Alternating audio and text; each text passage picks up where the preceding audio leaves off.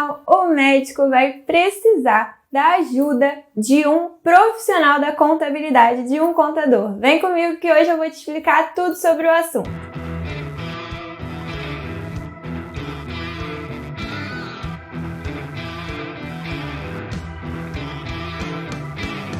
Oi, doutores de plantão, tudo bem? Meu nome é Stephanie, eu sou contadora e hoje eu tô aqui para te explicar quando que um médico precisa de um contador para te auxiliar. Dia desses, eu fiz um conteúdo falando sobre contabilidade para médicos e recebi essa dúvida aqui.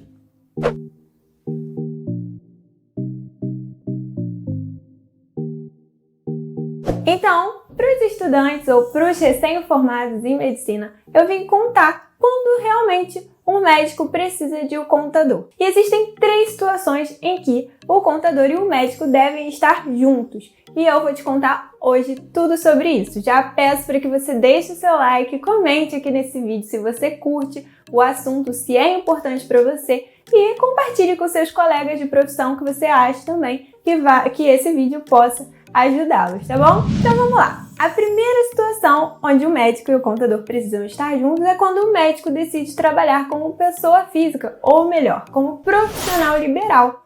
Você sabe o que é um profissional liberal? Profissional liberal é aquele profissional que trabalha por conta própria, né? Ele não abre uma empresa, mas ele trabalha por conta própria, ele não é um empregado de uma empresa, de um hospital, por exemplo. A gente conhece esses profissionais que trabalham por conta própria, geralmente como autônomos. Mas existe uma diferença entre autônomos e profissionais liberais. Os médicos são profissionais liberais, porque esses profissionais são aqueles que têm geralmente um grau, universitário. Eles podem trabalhar, sozinhos ou para outras empresas e precisam geralmente estar relacionados, ou melhor, cadastrados no seu conselho regional para exercer a sua profissão. Já os autônomos não precisam ter um grau universitário e não têm, um conselho para reger ali a sua profissão. Geralmente são pintores, pedreiros que trabalham por conta própria, como autônomos, e como pessoa física. Bem, os médicos que são profissionais liberais, decidiram trabalhar por conta própria e não abrir uma empresa, precisam cumprir, sim, algumas obrigações. E nesse momento, um contador pode fazer total diferença na sua vida. Quais são as obrigações que o profissional liberal precisa cumprir? A primeira delas é um cadastro na prefeitura, chamado Cadastro de Contribuintes Mobiliários. Para que serve esse cadastro? Através desse cadastro você conquista sua inscrição municipal e você vai poder emitir nota fiscal e, além disso, pagar o ISS, que é o Imposto sobre Serviço. A segunda obrigatoriedade do profissional liberal é o INSS. O INSS você vai pagar, vai contribuir para a Previdência Social como contribuinte individual. Quando o profissional liberal, o médico nesse caso, prestar serviços para um hospital, que seria outra empresa, para uma empresa, esse médico paga 11% de INSS. Já quando o médico tem um consultório e trabalha como pessoa física, ele contribui para a Previdência Social com 20%. Então existe uma diferença dependendo de quem ele prestar esse serviço. A terceira obrigatoriedade que um profissional liberal tem, nesse caso um médico que trabalha dessa maneira, é junto à Receita Federal. Ele vai precisar fazer o seu Carnê-Leão, que é uma declaração que consta ali quais são os seus recebimentos e quais foram os seus pagamentos, suas despesas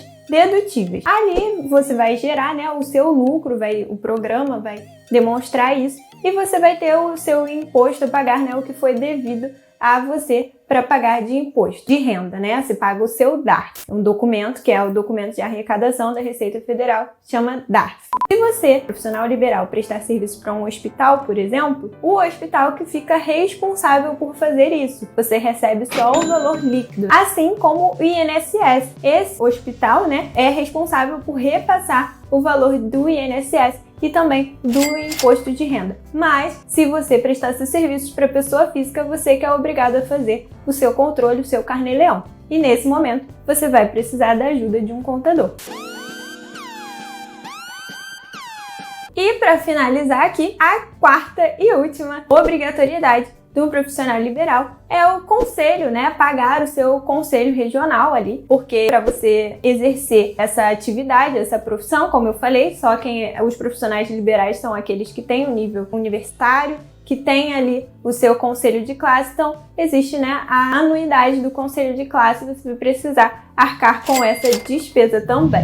E agora a gente já parte para os médicos que decidem abrir uma empresa, que viram ali que é o melhor a se fazer, onde você vai pagar menos impostos. Então, existe a primeira, né, situação que o médico vai precisar do auxílio do contador, que é quando o médico precisa dar plantões em hospitais e clínicas e decide abrir a sua empresa médica para facilitar a relação comercial entre ele e o hospital e também para pagar menos impostos. Já falei aqui em alguns outros vídeos atrás, então vai lá assistir sobre as vantagens e desvantagens de ser um médico PJ e dar plantões dessa maneira. Então, se você decidir abrir a sua empresa médica para dar plantões, você vai precisar da ajuda de um contador para fazer ali a abertura da sua empresa. Você vai precisar também fazer o seu registro na prefeitura. Você vai precisar abrir a sua empresa, fazer um contrato social, vai precisar fazer o seu registro também na Receita Federal, além das obrigações que você terá ali no decorrer do ano, e o contador é quem vai te ajudar a fazer esse trabalho, né, esse serviço. Então, é muito importante você contar com a ajuda desse profissional para até mesmo pagar menos impostos, ter uma economia de impostos. E, olha, saiba que quando você consegue economizar impostos, e tem outro segredo, quando você sabe investir o seu dinheiro, gerir bem o seu dinheiro, você pode fazer ele crescer muito trabalhando como PJ. Então, acompanha tudo aqui nesse canal, porque eu falo bastante aqui sobre esse assunto.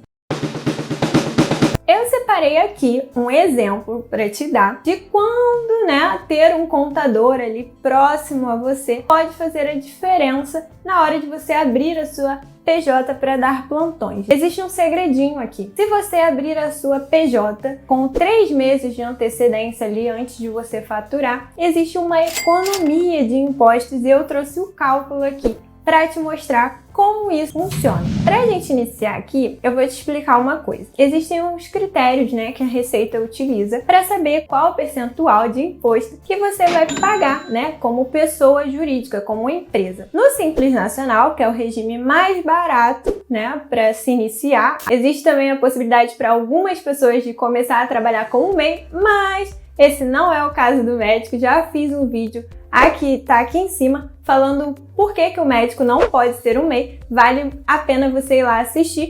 Mas então, quando alguém decide, né, algum médico decide abrir a sua PJ para dar plantões, é muito importante que ele se atente a esses regimes, né? Qual o regime que ele se enquadrando ali vai pagar menos impostos, já que ele não pode fazer isso como MEI. Então, existem algumas faixas de faturamento no Simples Nacional que a Receita Federal estipula, e dentro dessas faixas de faturamento existem alíquotas, percentuais de impostos que a pessoa está obrigada a pagar dependendo do seu valor de faturamento. Para início de conversa, a pessoa, né, jurídica começa com 6% de imposto, se faturar até 180 mil no ano. Mas quando a empresa está iniciando, a Receita Federal não tem, né, os últimos 12 meses para levar em consideração e saber qual faixa a pessoa jurídica vai se enquadrar. Então, o que ela faz? Uma proporção dos últimos meses com uma média aritmética para saber exatamente qual é a faixa que o médico, né, a empresa médica vai se enquadrar. Então, se